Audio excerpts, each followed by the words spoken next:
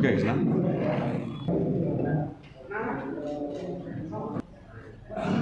அனைவருக்கும் வணக்கம். கடந்த ஒரு மாதங்களாக, அதுவும் குறிப்பாக திருவாளர் சீமான் அவர்களுடைய பேச்சு, தமிழீழம் குறித்து அவருடைய நிலைப்பாடு, தமிழீழம் செய்தி குறித்து அவர் வெளியிட்ட சீமான் அவர்கள் வெளியிட்ட தரவுகள் எல்லாம் அம்பலப்பட்டு, சீமான் பேசுவது பொய் என்று தெரியும், ஆனால் சீமான் என்கிற போலி பின்பம் முழுக்க பொய்களாலும் வன்மத்தோடு கட்டப்பட்டிருக்கிறது என்பது இந்த தமிழ் சமூகத்தை தோல்விட்டு காட்டப்பட்டிருக்கிறது. இன்றைக்கி நீங்கள் எல்லாரும் பார்த்துருக்க முடியும், நேற்று இரவு சந்தோஷ் என்கிற ஒளிப்பதிவாளர் எல்லாளன் திரைப்படத்தை எடுப்பதற்காக தமிழீழ விடுதலை புலிகளால் அழைக்கப்பட்டு ஒரு போர் சூழலில் போர் நடந்தபோது அந்த காட்சிகளை தமிழ் சமூகத்துக்கு காட்ட வேண்டும் என்பதற்கு அழைக்கப்பட்ட சந்தோஷ் அவர்களுடைய அந்த பேட்டி வந்தவுடன் ஒரு தமிழீழத்தின் ஆதரவாளர் என்கிற முறையிலும், கடந்த காலத்தில் தமிழீழத்துக்கு போராட்டத்திற்காக செயல்பாட்டராக இருந்தேன் என்கிற முறையிலும், சீமானவர்களின் பொய்யை நம்பி வாழ்க்கையை தொலைத்த லட்சக்கணக்கான இளைஞர்களில் நானும் ஒருவன் என்கிற முறையிலும், இதை உங்களிடம் சமூக ஊடகங்களிலும் வெகுஜன ஊடகங்களிலும் பொதுமக்களிடம் சொல்ல வேண்டிய கடமை எங்களுக்கு இருக்கிறது என்பதால் இந்த பத்திரிகையாளர் சந்திப்பு. ஈழம் என்கிற அரசியல் தமிழக சூழலில் 1970ற்கு பின்பு மிக பிரதான அரசியல். தமிழ்நாட்டில் இந்தி எதிர்ப்பு எவ்வளவு பிரதான அரசியலோ, மொழி எவ்வளவு பிரதான அரசியலோ, அதளவிற்கு ஈழம் என்கிற அரசியலும் தமிழ்நாட்டு அரசியலில் பல தாக்கத்தை உண்டு செய்திருக்கிறது.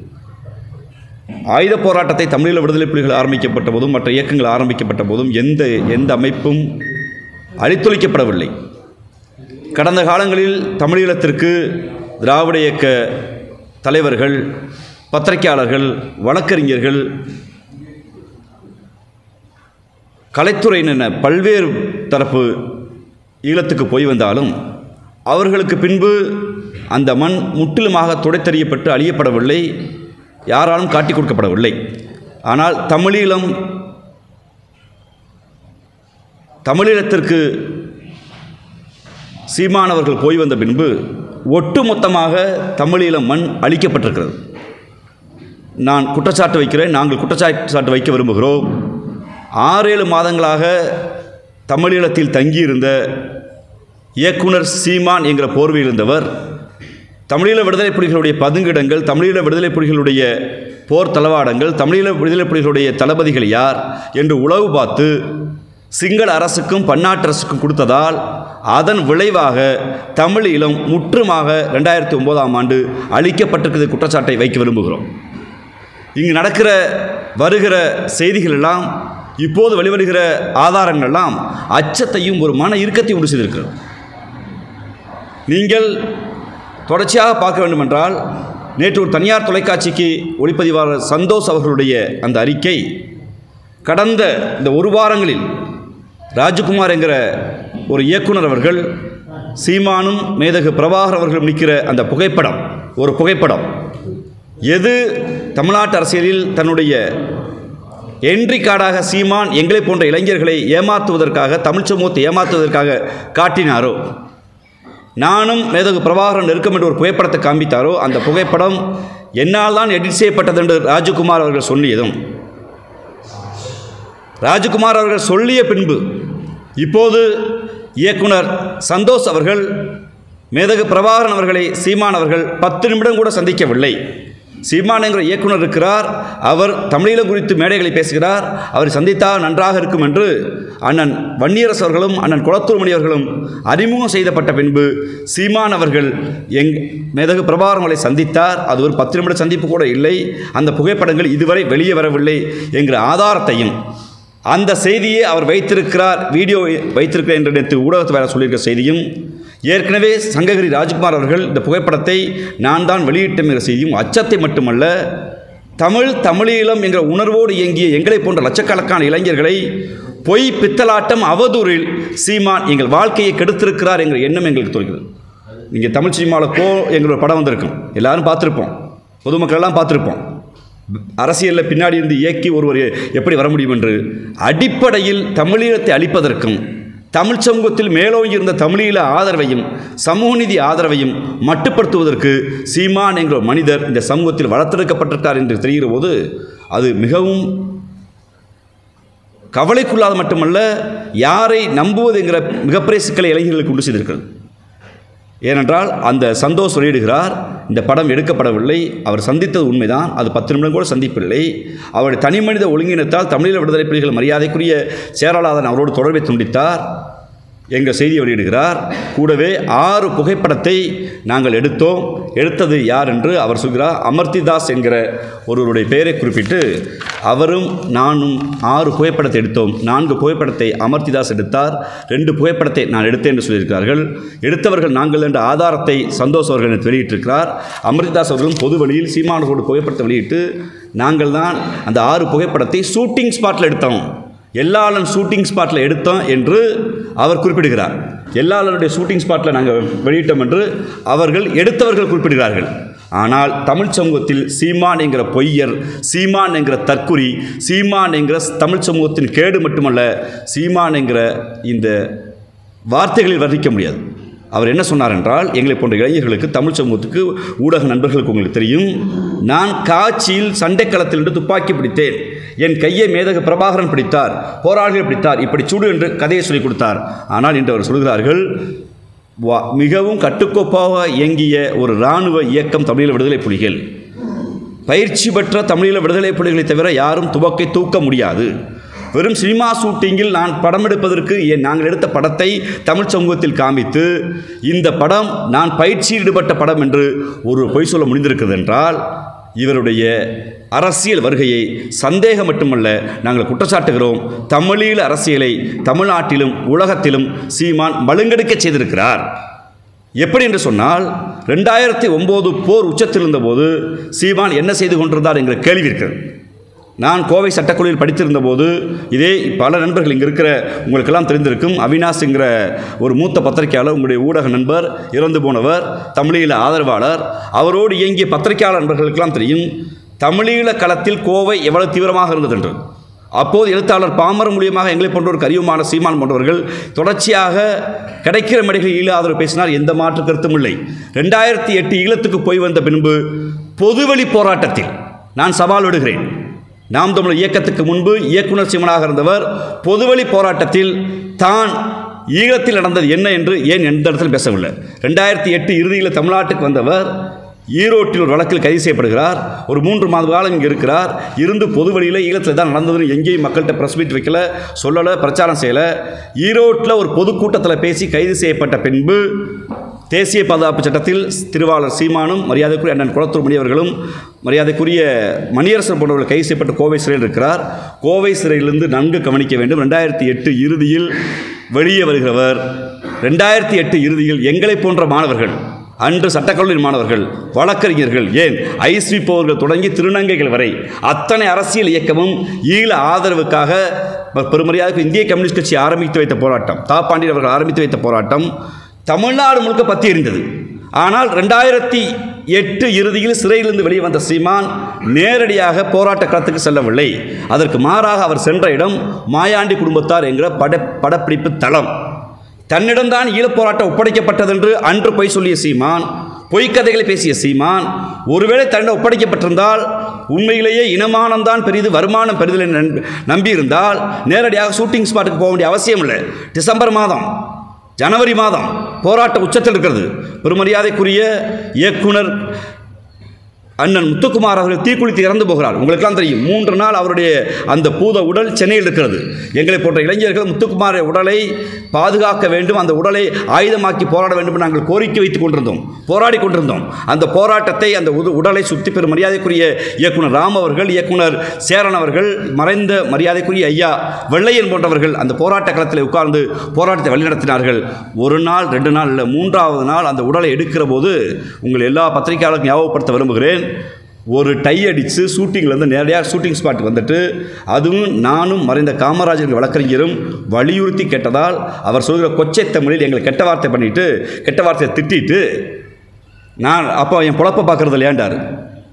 ஈழத்தை நேரடியாக பார்த்து மேதகு பிரபாகரனால் வழிகாட்டப்பட்டதை நம்பினால் அந்த நேரத்தில் சாமானியனை தெருவில் இறங்கி போராடிய போது ஈழத்திற்கு வழிகாட்டும் என்று சொன்ன நீங்கள் மாயாண்டி குடும்பத்தார் படத்தில் எடுக்க முடியாது. முத்துக்குமார் இறந்த பிறகு பள்ளப்பட்டி ரவி தொடங்கி ஏறத்தாழ 17 பேர் தீக்குளித்தார்கள். அந்த 17 பேர் தீக்குளித்த போதும் ஜனவரி மாதம், பிப்ரவரி மாதம், மார்ச் மாதம், இந்த 3 மாதத்தில் திருவாளர் சீமான் எங்கிருந்தார் என்று அந்த கேள்வியை வைக்க விரும்புகிறேன். ஏனென்றால் நாங்கள் மாணவர்கள் போராடினோம், எதிர்க்கட்சிகள் போராடினார்கள். சீமான் 3 மாதத்தில் ஒரே ஒரு போராட்டத்திற்கு வந்தார். திரையுலகம் நடத்திய, அனைத்து கட்சி நடத்திய மனித சங்கிலி போராட்டத்திற்கு வந்தார். இயக்குனர் அண்ணன் அமீரோடு கைகுலுக்கின்றார். அந்த புகைப்படத்தை தவிர அடுத்தவர் என்ட்ரி ஆனது எப்படின்னா, பாராளுமன்ற தேர்தலில் திரையுலகினர் கட்டமைத்த பாராளுமன்ற தேர்தலுக்கு எங்களுக்கு என்ன அச்சம் வருதுன்னா, தமிழீழத்தில் பார்த்த செய்தியை சிங்கள உளவுத்துறைக்கும் பன்னாட்டு உளவுத்துறைக்கும் இங்குதான் புலிகள் இருக்காண்டு காட்டி கொடுத்து விட்டு அந்த போர் முடிவுக்கு வந்த பின்பு சூசே அவர்கள் பேசியதாக சொல்கிற 1 நிமிட ஆடியோ வைத்துக் கொண்டு தான் அவர் இன்று வரை அரசியல் செய்து கொண்டிருக்கிறார்.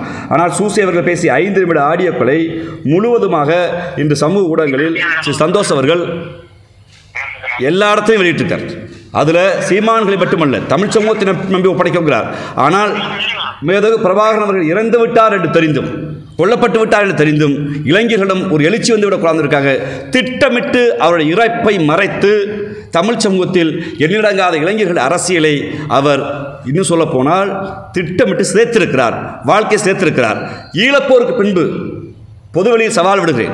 அவரோடு பயணித்த நாம் தமிழர் இயக்கத்தை ஆரம்பித்த ராஜீவ்காந்தி என்கிற முறையில் பொதுவெளியில் சவால் விடுகிறேன்.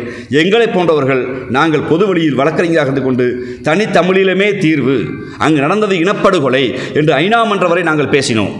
இங்கே மக்கள் மன்றத்தில் வாய்ப்பு கிடைக்கும் போதெல்லாம் சீமானை சுற்றியிருந்தவர்கள் எல்லாம் தனி ஈழம் குறித்து ஒரு புரிதல் இருந்தது. ஆனால் சீமானுக்கு தனி ஈழம் குறித்து அக்கறை இல்லை. அதற்கு மாறாக தமிழ்நாடு அரசியலில் எனக்கு வாக்களித்தா ஈழம் வாங்கிடுவேன் என்று சொல்வது மரியாதைக்குரிய மேதகு பிரபாகரனை கொச்சைப்படுத்துவது, தமிழீழ விடுதலை புலிகளை கொச்சைப்படுத்துவது அதோடு மட்டும் இருக்கவில்லை. தமிழ்நாட்டு அரசியலுக்குள் இருந்த எழுச்சியை, தமிழ்நாட்டு அரசியலுக்கு எழுச்சியை சிங்கள அரசுக்கு எதிராக ஒரு கருத்தியல் பரப்பாமல், இந்திய அரசாங்கத்தோடு ஒரு தனித்தமிழீழமே தீர்வு என்று பரப்பாமல், அதற்கு மாறாக பன்னாட்டு அளவில் உங்களுக்கு தெரியும் நாடு கடந்த தமிழீழ அரசு என்று திரு ருத்ரகுமார் தலைமையில் ஒரு அமைப்பு இயங்கி வருகிறது. திபேத்தில் இருக்கிற நாடு கடந்த தமிழ் அரசு போல் தமிழீழ அரசு இயங்கி வருகிறது. அந்த அரசோடு அவர்களோடு முரண்பாடு, பிரிட்டிஷில் இயங்கி வந்த தமிழீழ விடுதலை புலிகளோடு முரண்பாடு, ஐநா சபையில் மனித உரிமைக்குள் சுவிட்சர்லாந்தில் இயங்குகிற அங்கே இருக்கக்கூடிய ஜோசுவா அண்ணன் போன்றவர்களோட முரண்பாடு, இந்த பன்னாட்டு சட்ட ரீதியாக இயங்குகிற எல்லா அமைப்புகளோடும் முரண்பாடு கொண்டு தனக்கொன்று ஒட்டுக்குழுக்களை உருவாக்கி பன்னாட்டு டயஸ்பரா தளத்திலும் தமிழீழத்தை நீர்த்து போக செய்திருக்கிறார். இனப்படுகொலைங்கிற தத்துவத்தை, சட்ட ரீதியான போராட்டத்தை ஒன்று கூட ஒரு புள்ள கூட புடுங்கி போடாமல் நீர்த்து போக செய்திருக்கிறார். திட்டமிட்டு ஈழ மண்ணில் காட்டி கொடுத்தது மட்டுமல்லாமல் தமிழ்நாட்டில் வந்த அரசியல் எழுச்சியை மட்டுப்படுத்தி வைப்பதற்கு இவர் காரணமாக இருந்திருக்கிறார். நேற்று மிக முக்கியமாக ஒரு செய்தியை சந்தோஷ் குறிப்பிட்டிருக்காரு அந்த தனியார் தொலைக்காட்சிக்கு. தமிழ்நாட்டில் அடைக்கலமாக தமிழ்நாட்டிலிருந்து வேலை செய்து கொடுத்த தமிழீழ விடுதலை புலிகளின் போராளிகளை அவர் காட்டி கொடுத்தார் என்று அதற்கு சிரஞ்சீவி மாஸ்டர் என்கிற பெயரை பயன்படுத்தி இருக்கிறார். அவர் எனக்கு நன்கு தெரிந்தவர், அவரின் வழக்கறிஞர் நான் என்கிற முறையில் சொல்கிறேன். அவரை காட்டி கொடுத்தவரே சீமான் தான். ஏனென்றால் ஒன்று ஈழத்தை காட்டி கொடுத்தது, ஈழ ஆதரவாளராக இங்கே இருக்கிற போராளிகளை இவர்கள் என்று எல்லோருக்கும் காட்டி கொடுத்து இந்த போராட்டத்தை மட்டுப்படுத்த செய்தவர். அதற்கு பின்பு ஏற்பட்ட அரசியல் எழுச்சியை ஒரு தேசிய இனத்தின் உரிமையாக பார்க்கப்பட வேண்டியதை, குறிப்பாக தமிழ் சமூகம் தமிழர் உரிமை என்று பேசியதை ஒரு தெலுங்கு எதிர்ப்பாக, ஒரு கன்னட எதிர்ப்பாக மாற்றி இந்திய அரசியலோடு டெல்லி அரசோடு ஒரு மாநில சுயாட்சி பேசுகிற இந்த மண்ணில் ஈழம் குறித்து பேசியவர்களை, நீ பெரியாரிஸ்டா, நீ தெலுங்கா, நீ கன்னடனா பேசாத, நீ திராவிட இயக்கமாக பேசாத, நீ யார் பேசுறதுக்குன்னு தான் மட்டுமே என்று இந்த ஊரில் சொல்லுவாங்கள்ல, திருடன் சீமான் சொல்ல பழமொழி தான், திருடன் திருடிட்டு ஓடுற திருடன் கத்திட்டு போகிற மாதிரி ஈழம் குறித்து பேசாமல் எல்லா துரோகத்தையும் செஞ்சுட்டு நான் இன உரிமைக்கு பேசுகிறேன்னு சொல்லி பேசி 15 ஆண்டு காலத்தில் அந்த இனத்திற்காக எதையும் செய்யாமல் தமிழீழத்தை கொச்சைப்படுத்தி, தமிழீழ ஆதரவை மட்டுப்படுத்தி, தமிழீழ ஆதரவு போராட்டத்தை முனைமலங்க செய்து, தமிழீழம் குறித்து பேசியவர்களை வந்தேறி துரோகி என்று குற்றச்சாட்டு வைத்து இன்று அவர் நிலை என்ன இருக்கிறது என்றால் ஒரு RSS உடைய கைக்குழியாக வந்திருக்கிறது. ஒரு படத்தை உங்களுக்கு காட்ட விரும்புகிறேன். இது இன்னைக்கு திரு சீமான் வச்சிருக்க வாட்ஸ்அப் ஸ்டேட்டஸ், சீமான் வச்சிருக்க வாட்ஸ்அப் ஸ்டேட்டஸ், அவருடைய பர்சனல் நம்பர் தான் காட்டுங்க. நேற்று இரவு மதிய மயக்கத்தில் உற்சாக பானத்தில் கள்ளு குடிச்சு தெருக்கு வாடா, கள்ளு குடிச்சு எவன் கேட்டால் திம்முனா நடடா, சோழரை உயர்த்துடா, சமூக ஒழுக்கக்கேடான கருத்தை பேசுகிற சீமான் வைத்திருக்கிற வாட்ஸ்அப் ஸ்டேட்டஸ் என்னவென்றால், சமஸ்கிருத திணிப்பை விட இந்தி திணிப்பை விட பெரியாரிய திணிப்பு ஆபத்தானது என்று. யோசித்து பாருங்கள். தமிழ்நாட்டில் சமஸ்கிருதம் படித்தால் தான் மருத்துவம் படிக்க முடியும், தமிழ்நாட்டில் சமஸ்கிருதம் படித்தால் தான் பட்டம் பெற முடியுங்கிற நிலையை மாற்றி சமஸ்கிருதத்தில்தான் தமிழ் பிறந்தது என்று ஒரு கோட்பாடு சொல்லிய போது, தமிழ் தனித்த மொழி என்று அரசியல் களத்தில் பண்பாட்டு களத்தில் வென்று காட்டியவர் தந்தை பெரியார். தமிழ் என்கிற பிரைடு இருக்கிறது என்றால் தமிழர் என்று சொல்லுவோம் என்று இருக்கிறோம் என்றால், அன்று தந்தை பெரியார் விதைத்த தமிழர் விதையை சமஸ்கிருத திணிப்பை விட இந்தி திணிப்பை விட பெரியார் திணிப்பு பெரிது என்று சீமான் பேசுகிறார் என்றால், அவர் ஆர்எஸ்எஸ்ஸை விட ஆபத்தானவர். ஆர்எஸ்எஸ்ஸின் கைக்கூலியாக மட்டுமல்ல, இந்திய அரசியலில் தமிழ்நாடு தமிழர் உரிமை, ஈழ அரசியலில் தேசிய உரிமை அத்தனையும் காட்டி கொடுக்கிற ஆளாக இருக்கிறார். இவர் கோயம்புத்தூர் மாவட்ட செயலாளர் இருந்தார், உங்களுக்கு தெரியும். இவரை போன்று எண்ணிடங்காத பேர் வெளியே வந்திருக்காங்க. எங்களை போன்ற இளைஞர்களுடைய அரசியலை, அறிவை சுரண்டி, பொருளாதாரத்தை சுரண்டி, உழைப்பை சுரண்டி இன்னைக்கு பல இளைஞர்கள் இந்த மனுஷன் சொல்றதெல்லாம் சரி என்று நம்புகிறார்கள். எத்தனை கதைகள். ஒன்று, எனக்கு அந்த இட்லிக்குள் ஆமை கறி கொடுத்தார், அதை அண்ணன் பிரபாகரன் ஊட்டிவிட சொன்னார். தேக்கு மரத்தை நடுவதற்கே 1 லட்சம் தேக்கு மரத்தை நட சொன்னார் என்று பேசிவிட்டு, மான் சுடுவதற்கு தடை இருந்தபோது மானை சுடச் சொல்ல பிரபாகரன் உத்தரவிட்டார் என்று சொல்வது அந்த அமைப்பை கொச்சைப்படுத்துவது. ஒரு போராளி கட்டுக்கோப்பு இயக்கம், நான் அங்கு போனபோது ஒரு பெண்ணை பார்த்து ரசித்தேன், அவர்கள் திருமணம் செய்வதற்கு ஆசைப்பட்டேன் என்று போராட்ட களத்துக்கு போனவர் சைட்டடிச்சு ஊர் சுற்றினேன், நான் ஒரு உல்லாச பயணமாக இருந்தேன் என்று பேசுவது தமிழீழ விடுதலை புலிகளை, அவர்களுடைய ஆதரவு நிலைப்பாட்டை இங்கு கேள்விக்குறியாக்கி இருக்கிறார். இன்னும் சொல்லப்போனால், ஒரு மாவீரனை, போராளியை சந்தோஷ் அவர்கள் சொல்வது போல் ஒரு ஸ்டார் ஹோட்டல் செப் மாதிரி காமிச்சு இளைஞர்களிடம் இருந்த ஒரு போராட்ட எழுச்சியை, தமிழர் மீதான உணர்வை மட்டுப்படுத்தி தன் வயிறும் தன் குடும்பம் வளர்வதற்கு மட்டும் சீமான் இருக்கிறார். இது ஆபத்தான மனநோய் மட்டுமல்ல, அரசியல் இருந்து அப்புறப்படுத்த வேண்டிய அசிங்கம் சீமான். எங்கள் நிலைப்பாடு எடுக்க வேண்டிய தேவை இருக்கிறது. அங்கே இருக்க தம்பிகளிடம் எந்த ஈழ ஆதரவு போராட்டத்தில் அவர் கட்டினாரோ, எந்த ஈழ ஆதரவு போராட்டம் சரி என்றாரோ, அந்த ஈழ ஆதரவு போராட்டமே சீமானால் தான் ஒடுக்கப்பட்டது, சீமான் காட்டி கொடுத்ததான் வீழ்ந்தது.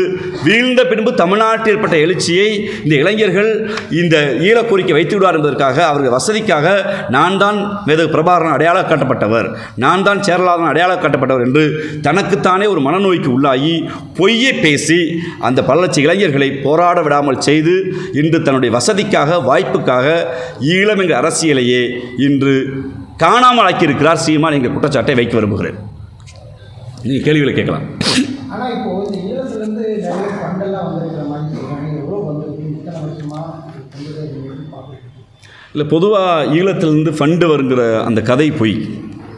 சொந்த நாட்டில் வாழ முடியாமல், சொந்த ஊரில் வாழ முடியாமல் நாடுகளை கேட்டு ஒரு அகதிகளாக போய் நிற்கிற அந்த மக்கள்கிட்ட போய் சுரண்டி சீமான் வாழ்ந்திருக்கிறார்.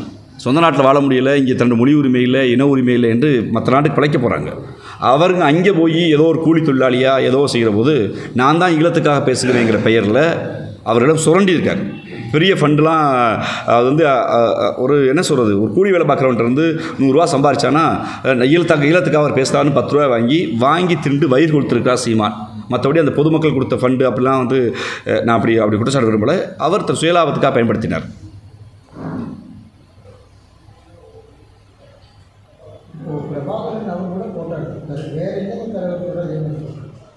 இல்லை, பிரபாகரன் கூட போட்டு மேதகு பிரபாகரன் கூட போட்டு எடுக்கலை. நான் அதை பொதுபல சொல்ல இருக்கிறேன். மேதகு பிரபாகரன் அவர்களை அவர் சந்தித்தது 2லிருந்து 8 நிமிடம் என்று சொல்கிறாங்க. அந்த முழு வீடியோ காட்சியும் சந்தோஷ் அவர்களிடம் இருக்கிறது. இன்னும் சில வாரங்களில் சில வீடியோக்கள் வெளியே வரும் என்பதையும் திருவாளர் சீமானுக்கு அவர் சொல்லிக்கொள்ள விரும்புகிறோம். அவர் மேதகு பிரபாகரனை சந்தித்தது ஒரே ஒரு முறை தான். 2வது முறை சந்திப்பதற்கு வாய்ப்பு கிடைத்தும் அவர்கள் கொடுக்கவில்லை. இவருடைய ஒழுக்கக்கேடான வாழ்க்கையால், இவருடைய ஊதாரித்தனத்தால் தமிழீழ விடுதலை புலிகள் புறந்தறினார் என்பதுதான் உண்மை.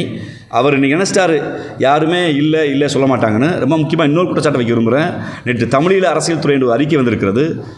தமிழ்நாட்டு அரசியலில் தமிழீழ விடுதலை புலிகள் இந்திய அரசியலில் தமிழ்நாட்டு அரசியலில் ஒருபோதும் தலையிட மாட்டாங்க. அவர்கள் யார் ஆதரவு கொடுத்தாலும் அந்த ஆதரவு ஏற்றுக்குவாங்க. மக்கள் மன்றத்தில் எங்களுக்காக நீங்கள் ஆதரவு சக்தி அணுகுன்னு தான் சொல்லுவாங்க. ஆனால் நீங்கள் இவங்களுக்கு வாக்களிங்க, இங்கே போங்கன்னு அவர் சொல்லவே மாட்டாங்க. ஆனால் அவர் சொல்வது, நேற்று அறிக்கை சீமான் கரத்தை வலுப்படுத்துங்கள் என்று சொல்வது, தமிழீழ விடுதலை புலிகள் இந்தியாவின் அரசியல் தலையிடுகிறார்கள் என்று சொல்லி தமிழீழ விடுதலை புலிகள் மீது கொடுக்கப்பட்டிருக்கிற தடையை நீக்குவதற்கு வாய்ப்பில்லாமல் செய்துவிடும். நாளைக்கு தடை குறித்து ஒரு கேள்வி வந்தால் இந்த அறிக்கையை காரணம் காட்டி இங்கே பாருங்க தமிழ்நாட்டு அரசியலுக்கு தலையிட்டிருக்காங்க, அப்போ இந்த தடையை எக்ஸ்டெண்ட் பண்ணுங்கள். ஏன்னா தடையை நீங்கள் நீக்கிட்டா உண்மையான போராளிகள்லாம் பேச ஆரம்பிச்சிடுவாங்க. மேதகு பிரபாகரனுடைய உண்மையான சரித்திரம் வெளியே வரும். அப்போ இதெல்லாம் வெளியே வந்தால் தன்னுடைய பொழப்புக்கு ஆபத்து, தான் காட்டி கொடுத்தன்னு தெரிஞ்சுக்கிறதுக்காக சீமானவர்கள் இப்படிப்பட்ட சில்லறத்தனமான வேலையை செய்தார். இது ஒன்றெண்டு வேலை இல்லை. நான் முழுக்க இதுக்கு பேர் தான் இன துரோகம். ஒரு நீண்ட நெடிய ஒரு வரலாற்று ரீதியான போராட்டத்தை, மக்களோட உரிமை போராட்டத்தை, ஆயுத போராட்டத்தை தன் சொந்த சுயலாபத்திற்காக காட்டி கொடுத்தது மட்டுமில்லாமல் அண்ணன் குளத்தூர்மணி அவர்கள் மிக தெளிவாக சொல்கிறார். சேட்டலைட் ஃபோன்லேருந்து நாங்கள் டெல்லியில் இருக்கும்போது சேட்டலைட் ஃபோன்லேருந்து சீமான் எங்கேருந்து பேசினார்னா ஈழத்திலிருந்து பேசுகிறாரு. அப்படி உரிமை யாரும் கொடுக்கல. அப்போ ஒரு ஆர்வ கோளாறு என்பதை விட திட்டமிட்டு வேலை செய்திருக்கிறார். இன்றைக்கி திட்டமிட்டு இந்தியாவில் தமிழீழ விடுதலை புலிகள் தடை இருக்குது என்றால் அதுக்கு சீமான் போன்றவர் தான் காரணம் என்பதை மிக உறுதியாக சொல்கிறோம். இன்றைக்கி சொல்கிறார், நம்ம மேதகு பிரபாகரன் அவர்களை நாங்கள் தலைவராக ஏற்றிருக்கோம், நீங்கள் இப்போ பெரியார் பேரை சொல்லி ஓட்டு கேட்க முடியுமான்னு. ஈரோடு இடைத்தேர்தலில் டெபாசிட்டை கூட வாங்க முடியாது. ஈரோடு இடைத்தேர்தல் மக்கள் மிக தெளிவாக இருக்காங்க. ஈரோடு இடைத்தேர்தலில் திராவிட முன்னேற்ற கழகம் எங்களுடைய கொள்கை ஆசான் தந்தை பெரியாரின் புகைப்படத்தை முதல் படமாக போட்டு தான் வாக்கு கேட்குது. நீ தெம்பும் திராணியும் யோக்கியதை இருந்தா நீ உண்மையிலேயே நீ சொல்கிற மாதிரிலாம் சொல்ல முடியாது. ஆத்தாளுக்கு அப்புறம் சொல்கிறதெல்லாம் அது கொச்சையான சொல்லலை. யோக்கியதை இருந்தால் மேதகு பிரபாகரன் படத்தை போட்டு ஓட்டு கேட்டுக்கணுமா இல்லையா? ஏன் போடல? அப்போ மேதகு பிரபாகரனை குறித்து யார் பேசலாம் துரோகின்னு சொல்லிட்டு நீ மேதகு பிரபாகரன் படத்தை நீ போடலைன்னா உன் உள்நோக்கம் மேதகு பிரபாகரனுடைய வீரத்தை, அந்த தியாகத்தை கொச்சைப்படுத்துவது, அவரை மட்டுப்படுத்துவது, அவரை இந்த மண்ணிலிருந்து அழிச்சிட்டு நான் தான் பிரபாகரன் கூட சொல்வதற்கான அந்த மனநோய்க்கு இன்னும் கொஞ்ச நாள் சீமா வந்துடுவார். நீங்கள் அவர் சொன்ன பொய்களை மட்டும் நீங்கள் வருஷப்படுத்துங்களேன். நான் போர்க்கள காட்சியில் கடலில் போனேன்டார், ஆனால் போனது விமானத்தில், பெங்களூர் விமானத்தில் முறையாக சொல்கிறோம். போனது பெங்களூர் விமான நிலையத்திலிருந்து தான் சீமான் போனார், ஆனால் போரில் உள்ள போனேன்டார். இன்னொன்று, நீங்கள் சீமான் மீது பேச்சு வழக்கு இருக்குது. எங்கேயாவது புலிகளுக்கு உதவினார், மக்களுக்கு உதவினார், ஏதாவது வழக்குகள் இருக்கா? ஏதாவது வழக்கு இருக்கா? ஒரு வழக்கு அதை செய்தவர் அண்ணன் வண்டியரசு அவர்கள் வழக்கு எதிர்கொள்கிறாங்க. ஒரு வழக்கு சீமானுக்கு இல்லை. இன்னொன்று, இங்கே மேடை பேச்சு வழக்குகளை காட்டி இவர் தேசிய பாதுகாப்பு சட்டம்ங்கிறாரு. அது யார் வேணாலும் பண்ணலாம். போராட்ட தளத்தில் போராளிகளாக இருந்து இவர் என்ன உதவி செஞ்சார்? இப்போ இந்த போருக்கு பின்பு நடந்தது என்ன? ஒரு இனப்படுகொலை பார்த்துட்டோம். இனப்படுகொலையில் இறந்து போன 1,80,000 உறவுகளும் தமிழர்கள் கோரிக்கையை வைத்து இந்திய நீதிமன்றத்தில், பன்னாட்டு நீதிமன்றத்தில், பன்னாட்டு தமிழ் சமூகத்தில் ஒரு டாக்குமெண்ட்ரி எவிடன்ஸை சீமான் கொடுத்ததா ஒன்று காட்ட சொல்லுங்கள். நீ உண்மையிலேயே ஈழ அரசியல் செய்கிறீன்னா போருக்கு பின்பு நீ உண்மையிலேயே அறிவு திறனும் தெளிவும் தெளிந்தறிவோடும் அறிவு இருக்கணும். என்ன பண்ணியிருக்கணும்? இத்தனை பேர் இறந்துருக்காங்க, டாக்குமெண்ட் எவிடன்ஸ் ஒன்றை காட்ட சொல்லுங்கள். அதற்கு மாறாக அதெல்லாம் யார் ஆதரித்தாங்களோ, யார் இதெல்லாம் வெளியிட்டாங்களோ அவங்கள துரோகிங்கிறது. அதாவது ருத்ரகுமாரை துரோகின்றார், உலக நாடுகளுக்கு கூடிய பன்னாட்டு தலங்களை எல்லாரையும் துரோகின்ட்டு தான் நல்லவன் யோக்கியன்னா என்ன பண்ணியிருக்கணும்? அங்கே நடந்த ஒரு இனப்படுகொலைங்க, இவ்வளோ கோயில் இடிக்கப்பட்டுச்சுங்க, இவ்வளோ மசூதி இடிக்கப்பட்டுச்சுங்க, சிங்கள ராணுவம் தாக்குச்சுங்கிற செய்தியை கூட உன்னால் பேச முடியலையே. அதுக்கு மாற என்ன சொல்கிற? எனக்கு இட்லி கறி கொடுத்தாங்க, மான் கறி கொடுத்தாங்க, பன்னிக்கறி கொடுத்தாங்க, ஆமைக்கறி கொடுத்தாங்க, எனக்கு ஊட்டி விட்டாங்க, என்னை ஒரு போராளி கிள்ளுனாரு, நான் ஒரு போராளி மீது காதல் கொண்டேன். எவ்வளவு கொச்சையான ஒரு விடுதலை போராட்டத்தை கொண்டு வந்து உங்களுடைய சுய லாபத்துக்காக சிதைச்சிருக்கேன்னு தெரியுதா?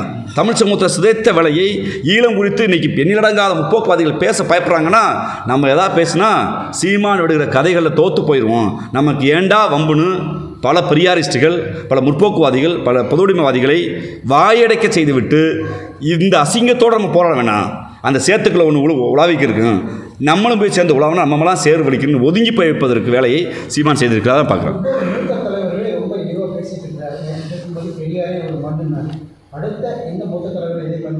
அடுத்த நான் அம்பேத்கர் தொடுவார்னு நினைக்கிறேன். ஏன்னா அவர் எது குறித்து படிக்கிற பழக்கம், வாசிக்கிற பழக்கம் இல்லை.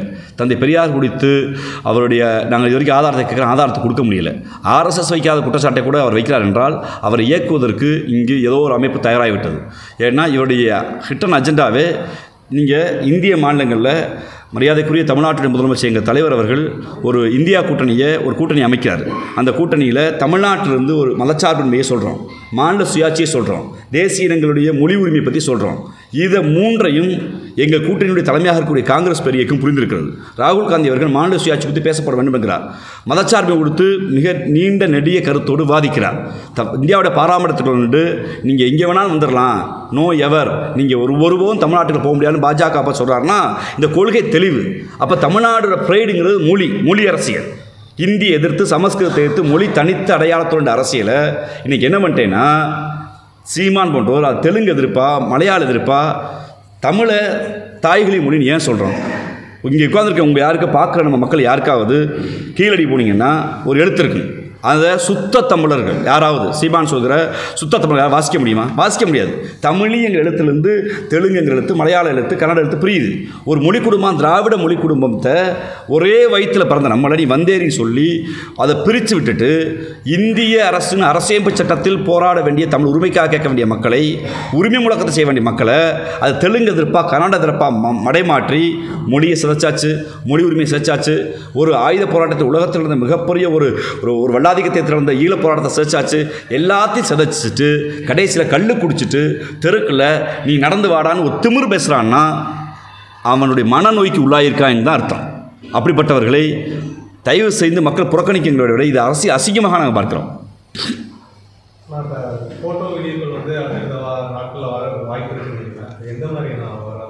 ஏன்னா அவர் சந்தோஷ் அவர்கிட்ட மேதகு பிரபாகரன் அவர்களை இவர் எப்போ சந்திச்சாங்க அந்த வீடியோ இருக்குன்றிருக்காரு. உறுதியாக அது வெளியிடுவார் நம்பிக்கை இருக்குது. அவர் சொல்கிற சிரஞ்சீவி மாஸ்டர் போன்றவர்கள்லாம் இன்னும் உயிரோடு தான் இருக்காங்கிறத சீமான் சொல்லி கொடுத்துக்கிறோம். பல போராளிகள் மறைந்து விட்டதாக அவர் சீமான் இன்னைக்கு இப்போ பொதுவில் போய் சொல்கிறாரு. அதை ஏன்னா ஏற்கனவே ஆதாரத்தை நான் தான் எடிட் பண்ணுன்னு ராஜ்குமார் சொல்லிட்டாரு. அறிவு நாணயமும் யோக்கியதை இருந்தால் ஒன்று ராஜ்குமார் மீது வழக்கு போட்டிருக்கணும். எப்படா சொல்ல போச்சுன்னு நீங்கள் எல்லாத்தையும் அடித்து பேசுகிற சீமான் ஆதார் இருக்கான்னு நெஞ்சை நிமிர்த்தி நான் பேச சீமான் இந்த ராஜ்குமார் எதிர்த்து கேள்வி கேட்டபோது அதை கடந்து போங்க, அதை விடுங்க அப்படின்னு பேசுகிறாருன்னா உள்நோக்கு என்னவா இருக்குது? இந்த மேதகு பிரபாகரன் படம் கொடுத்து சந்தோஷம் என்ன பேசுவார்னா அப்போ நான் பார்க்கலையாங்கிறாரு. இது என்னென்னா எஸ்கேபிசம். தன்னை நோக்கி ஒரு காரணம் படுகிற போது இன்றைக்கி அம்பலப்பட்டுட்டார். நீ ஈழத்துக்கு போனது உண்மைதான். எதுக்கு போனேன்னா ஷூட்டிங் நடக்கிற போது ஒரு இயக்குனராக வழிநடத்த போனேன், அவ்வளோதான். நீ ஷூட்டிங் துப்பாக்கியை சுட்டுட்டு போராளிகளுக்கு பயிற்சி கொடுத்தங்கிறது இன்றைக்கி அம்பலப்பட்டுருச்சு. நீ போராளிக்கு பயிற்சி கொடுத்தங்கிற சொன்ன அந்த பொய் செய்தி அம்பலப்பட்டுருச்சு. மேதகு பிரபாகரன் கூட எடுத்த அந்த புகைப்படத்தை நீ தான் ஒரு ஆளை வச்சு செங்கோட்டைங்கிற ஆளை வச்சு நான் கடந்த முறை சொல்லியிருந்தேன். செங்கோட்டையன் கொண்டு வந்த கொரியரை வாங்கி சீமான்ட்ட கொடுத்து புலாயுத அடைஞ்சதில் முன்னாள் தம்பியில் நான் ஒருத்தன். ஏன்னா நம்மளுக்கு ஒரு எமோஷன். அப்போ மேதகு பிரபாகரனை பார்த்துட்டாரு என்ன அது இன்றைக்கி அம்பலப்பட்டுருச்சு. இன்னொன்று ஷூட்டிங் ஸ்பாட் எடுத்த 6 ஃபோட்டோ தான், 6ஐயும் நாங்கள் தான் எடுத்துட்டு டைம் ஜோனோட இன்றைக்கி அவங்க சொல்லிட்டாங்க. வருகிற காலங்களில் அந்த வீடியோக்குள்ள வர வாய்ப்பு இருக்குன்னு சந்தோஷ் சொல்லியிருக்காரு. அந்த சந்தோஷ் சொல்கிற செய்திகள் உண்மைன்னு நான் பார்க்குறேன். ஏன்னா அவரோட நெருங்கி பழகுங்க பார்க்குறேன். சந்தோஷ் சொல்கிற செய்திகள் உண்மைன்னு நான் பார்க்குறேன்.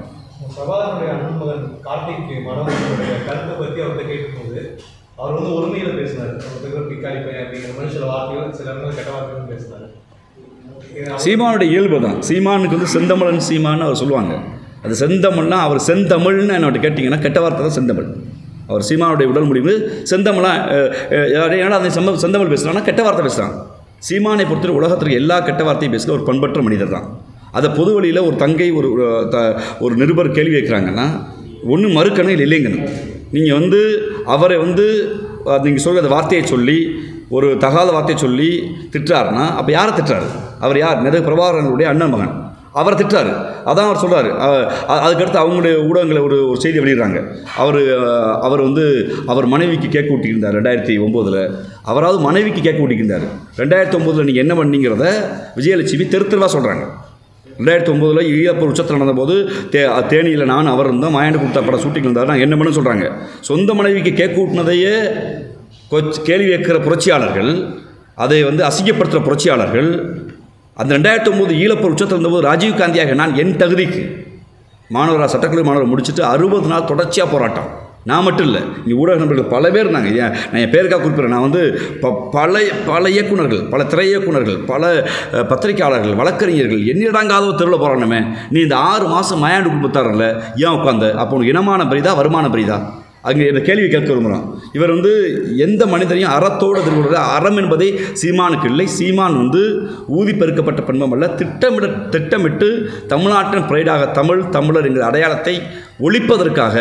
ஏன்னா ஒரு சத்தமாக பேசினான்னா அவன் தமிழ் பேசினான்னா நல்லா பேசுவாங்கிற பேச்சுத்திறமை வைத்து தமிழர் அடையாளங்களை ஒழிக்க கொண்டு வந்த கைக்கூலி அவர். பன்னாட்டு உளவுத்துறையுடைய கையாள் என்பதை எங்கள் குற்றச்சாட்டு.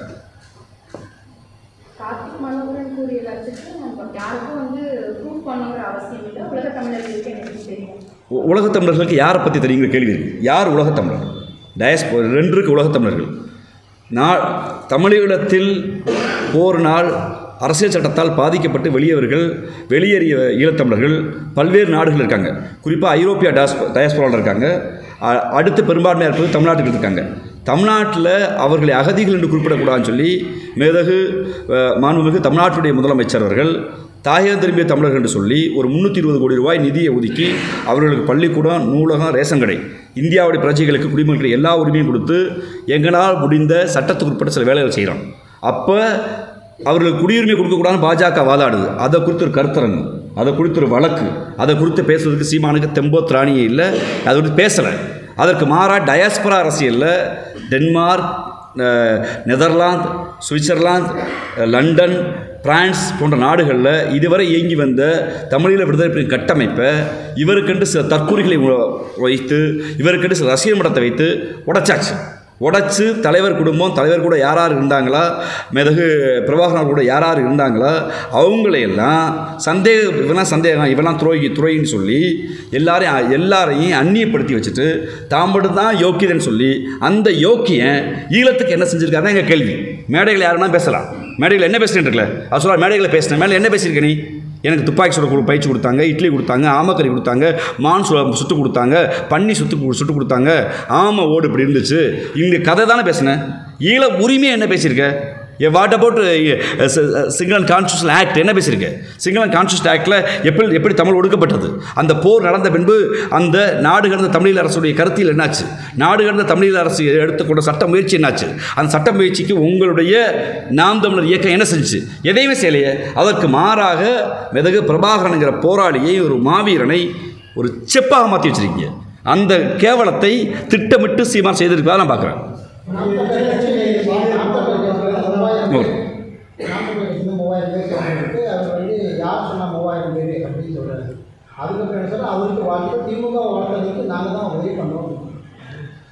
அதாவது முதல்ல யார் சொன்னார்ந்தாங்க, அடுத்த வாழ்த்துக்கள்ன்றார். இந்த ரத்தம் சதியமாக ராமச்சந்திரன் இருக்கார். இவர் கூட ஒரு மாவட்ட செயலாளராக இருந்திருக்காரு.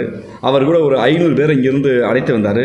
உங்கள் பத்திரிகையாளர் முன்பு நாங்கள் வெளிப்படையாக சொன்னோம், திராவிடத்தை கொச்சைப்படுத்தி தமிழின் அடையாளத்தை, தமிழ் பெருமையை மீட்ட திராவிட இயக்கங்களை கொச்சைப்படுத்தி திராவிட தலைவர்களை கொச்சைப்படுத்தும் போது இனிமேல் சீமான் செய்வது பொய் அரசியல், சீமான் கூட இருக்க முடியாத நிலைப்பாட்டை எடுத்த பின்பு திராவிட முன்னேற்ற கழகமான தாய் அமைப்புக்கு வருகிறார்கள். ராஜீவ்காந்தி இப்போவும் சொல்ல திறந்த மனோடு சொல்கிறேன், நாம் தமிழர் தம்பிகளுக்கு தங்கைகளுக்கு ஒரு அன்பான வேண்டுகோள். அரசியல் என்பது மக்கள் நலனுக்கும் மொழி நலனுக்கு மட்டும்தான். அது சீமான் நலனுக்காக மாற்றிட்டாங்க. திராவிட இயக்கத்திற்கு, திராவிட முன்னேற்ற கழகத்துக்கு வருகிற தம்பிகளோடு பேச்சுவார்த்தை நடத்தி அவரை திராவிட முன்னேற்ற கழகத்துக்கு கொண்டு வருகிற பணியை நான் செய்து கொண்டே இருப்பேன்.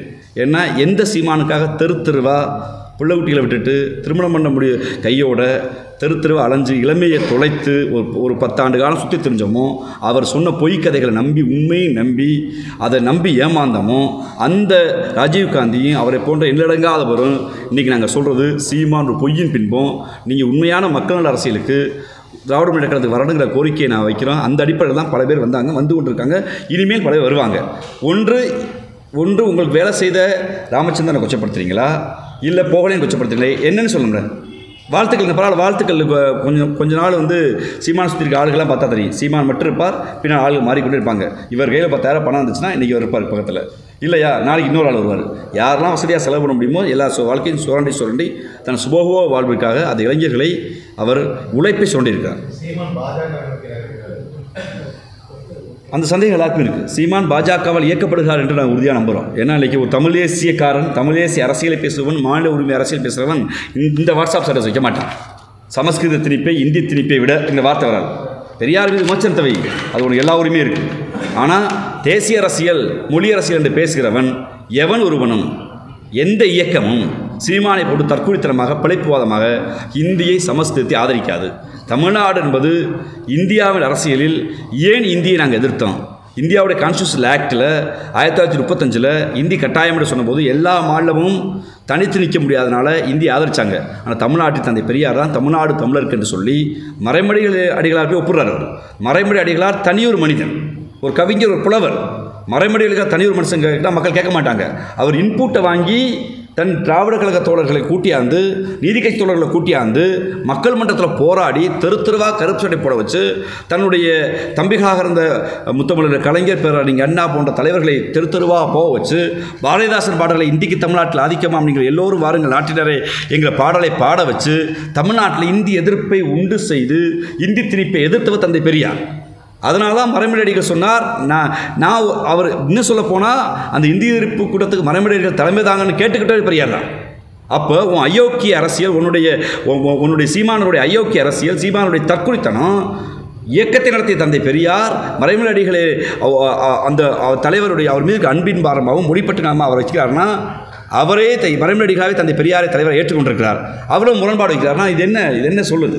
அப்படி இந்திய எதிர்ப்பு அரசியலை பேசி தமிழை பாதுகாத்த இந்த மண்ணில் சமஸ்கிருதத்தை விட இந்தியை விட பெரியார் எதிர்ப்பு தான் அவசியம் பேசுகிறேன்னா, நீ பாஜகவுடைய கைக்கூலியில் பாஜகவுடைய ஒன் ஆஃப் தி மெம்பராக சீமான் இருக்காருன்னு பார்க்குறேன். ஆனால் இப்போ நீங்கள் விஜய் தான் அங்கீகாரம் வாங்கி கொடுத்தாருன்னு சொல்லுவீங்க.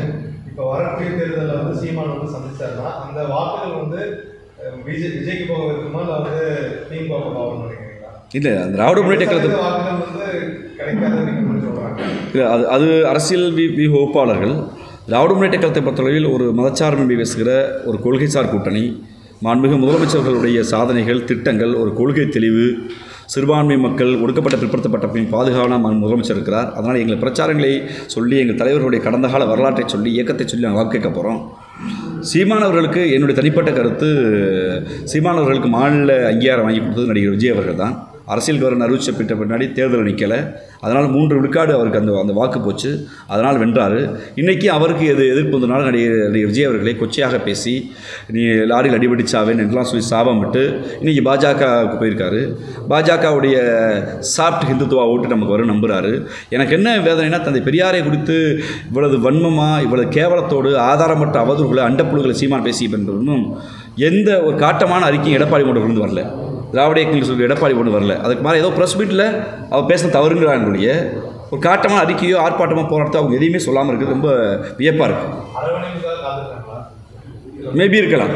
ஆனால் அந்த அரவணைப்பு என்பது ஆபத்தான அரவணைப்பு என்பதை எடப்பாடி அவர்கள் புரிந்து கொள்ள வேண்டும். 1000 முரண்பாடு திமுகவுக்கு அதிமுகவுக்கு இருக்கும், அது அரசியல் சண்டை. ஆனால் திராவிட இயக்கத்தின் ஆசானை கொச்சப்படுத்துகிற போது எடப்பாடி போன்றவர்கள், விஜய் போன்றவர்கள் எல்லாம் வேடிக்கை பார்ப்பது அயோக்கியத்தனமான கள்ள மௌனமாக நான் பார்க்குறேன்.